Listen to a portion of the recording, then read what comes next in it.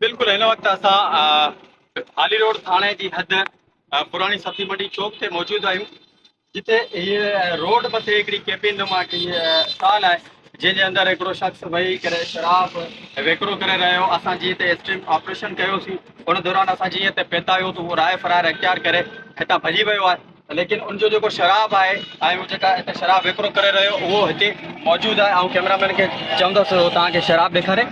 शराब आहे,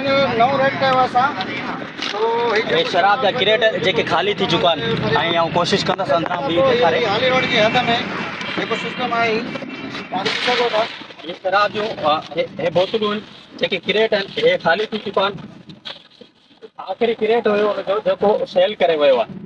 हे कुझु बोतलूं जूं बतल आहिनि, हे जेके मौजूदु आहिनि उहे हिते बतल आहिनि। असांजी इंफॉर्मेशन मुताबिक़ हिते जेको आहे इहो डेली जो कारोबार आहे ऐं डेली जो उन्हनि जो कमु आहे जेको डेली हलंदो आहे। हे ॾिसो पिया हिननि हे जेके पैकेट आहिनि ख़ाकी, हिननि में हे क्रेटनि जा क्रेट डेली खपाए वञनि था।